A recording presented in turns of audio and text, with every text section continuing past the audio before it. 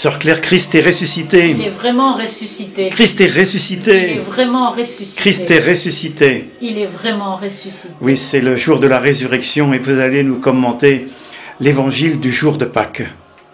Voilà, c'est-à-dire dans Saint Jean, chapitre 20, versets 1 à 9, l'évangile du jour, pas de la nuit où nous avons entendu d'autres textes, tous plus beaux les uns que les autres. Je prends l'évangile du jour de Pâques, de la messe du jour de Pâques, où il est question de Marie-Madeleine, toujours la nôtre, celle de la Sainte Baume.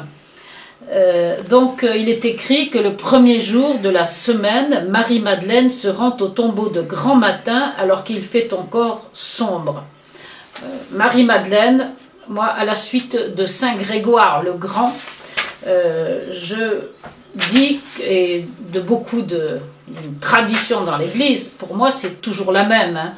C'est la pécheresse, c'est la prostituée, c'est celle qui a lavé les pieds et la tête de Jésus avec du parfum, etc. C'est la même. Elle a été complètement purifiée, elle a fait l'expérience de la miséricorde de Dieu. Elle est la première au tombeau. Et elle y va le premier jour de la semaine, c'est-à-dire tout de suite après la fin du Shabbat, premier jour de la semaine, dimanche, premier jour de la création, la lumière l'emporte sur les ténèbres. Évidemment, Jésus ne pouvait ressusciter qu'un premier jour de la semaine, un dimanche, puisqu'il est écrit au jour de la Genèse que ce jour-là, Dieu dit que la lumière soit et la lumière fut. Et Jésus est la lumière dans nos ténèbres. Marie-Madeleine se rend au tombeau dès que le chant du coq, sans doute, ou les étoiles qui ont disparu, annoncent que le Shabbat est fini, que la semaine recommence. Et ce n'est pas seulement un commencement de la semaine, c'est un commencement de la nouvelle création dans la lumière du ressuscité. Alors, elle regarde, nous dit le texte, et elle voit que la pierre a été enlevée du tombeau. Il faut bien comprendre que cette pierre sur un tombeau de pierre représente la forteresse du fort. Et la porte fermée du tombeau représente l'univers de la mort dans lequel personne ne peut pénétrer parce que c'est ça quelque chose de définitif. La pierre enlevée, c'est la forteresse vaincue. C'est l'univers de la mort pillé de l'intérieur, comme on le voit sur les icônes et comme le chantent les hymnes orientales, pillé de l'intérieur, ouverte, vaincue. Donc la pierre enlevée du tombeau, et c'est pas rien parce qu'il paraît qu'il fallait au moins une dizaine d'hommes pour rouler la pierre. C'était facile de la rouler dans un sens pour fermer le tombeau, mais c'était pas prévu qu'on l'ouvre. Donc c'était impensable qu'elle se soit ouverte comme ça au milieu de la nuit. C'est pour ça que Marie-Madeleine voit la pierre enlevée, et qu'est-ce qu'elle fait? Elle, l'apôtre des apôtres, elle va chercher les disciples. Et en premier lieu, bien sûr, Simon-Pierre. C'est toujours lui qu'on va chercher en premier. C'est lui le premier à qui Jésus a voulu laver les pieds, etc. Donc, elle va chercher Simon-Pierre. Et avec Simon-Pierre, il y avait le disciple que Jésus aimait. C'est Saint Jean qui se nomme comme ça, non pas parce que Jésus le préférait à tous les autres, mais parce qu'il avait conscience, lui, Saint Jean, de l'amour dont il était aimé. Parce qu'on dit par ailleurs que Jésus aimait Lazare et Marthe et Marie, et chacun de nous. Mais le disciple que Jésus aimait, c'est vraiment celui qui a pris conscience de l'amour dont Dieu nous aime. Alors elle leur dit, ils ont enlevé le Seigneur du sépulcre et nous ne savons pas où on l'a mis. Bon, premièrement, on ne sait pas, on est devant un événement qui nous dépasse, mais premièrement, on ne sait pas. Et deuxièmement, Pierre sort, il est dit. Pierre, bon, la traduction liturgique dit qu'il est parti, mais le grec dit vraiment qu'il est sorti. Ça veut dire que lui et Saint Jean vont sortir de leur enfermement. Là, ils sont en train de pleurer Jésus mort et ils n'ont pas encore compris l'annonce de la résurrection. Et le fait de sortir, c'est déjà un acte de foi. C'est pas parti, c'est sorti. Et ils viennent au sépulcre et ils courent tous les deux ensemble. Courir, c'est une très belle attitude spirituelle. Ça veut dire qu'on ne regarde pas derrière, ni à droite, ni à gauche, mais qu'on va droit au but qu'on s'est fixé. Et ils arrivent au tombeau. Saint Jean plus jeune arrive avant Saint Pierre, tout le monde le sait. L'autre disciple courut plus vite que Pierre. Il arrive le premier au tombeau et se penchant, il voit que le linceul est resté là. Cependant, il n'entra pas. Simon-Pierre qui le suivait arrive à son tour, il entra dans le tombeau. La première place est à Simon-Pierre.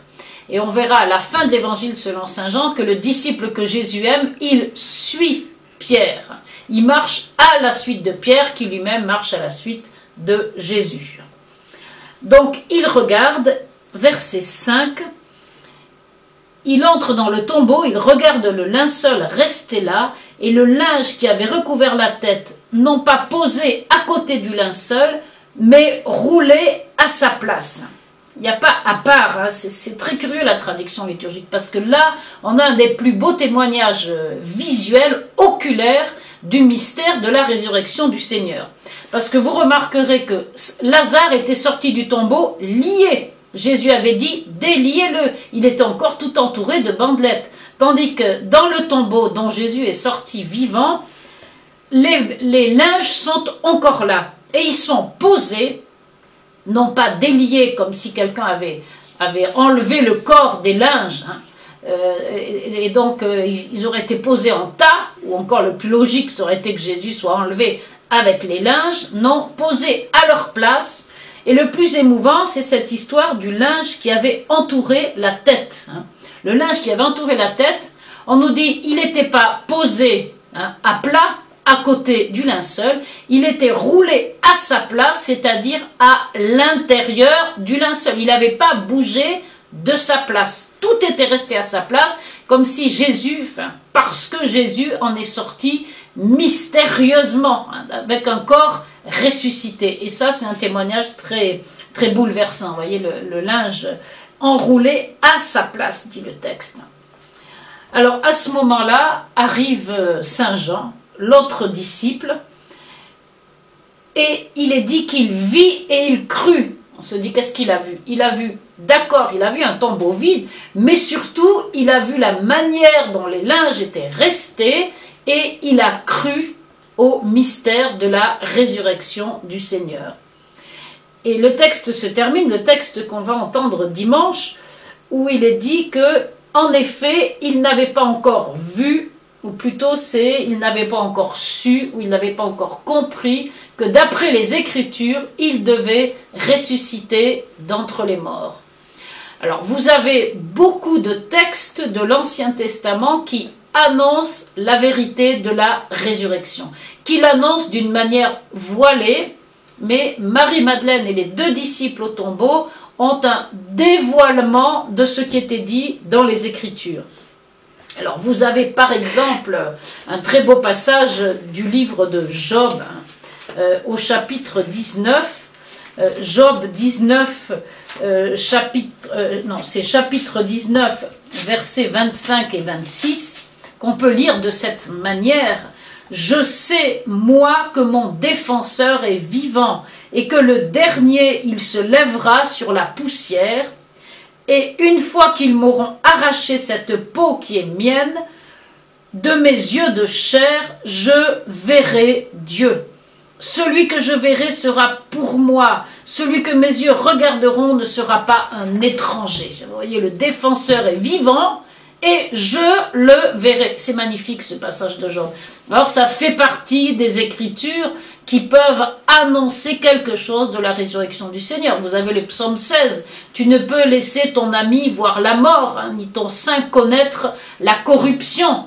Il y a aussi Isaïe 26, 19, tes cadavres revivront, ta rosée est une rosée de lumière, et la terre va donner la vie à ce qui n'était que des ombres, etc. Il y a une grande soif de la résurrection dans l'Ancien Testament, qui est présente dans un certain nombre de passages, et on croit que Dieu est vivant et qu'il nous ressuscitera. Et la résurrection du Seigneur Jésus est l'annonce de notre propre résurrection à la fin du temps. Christ est ressuscité. Il est vraiment ressuscité.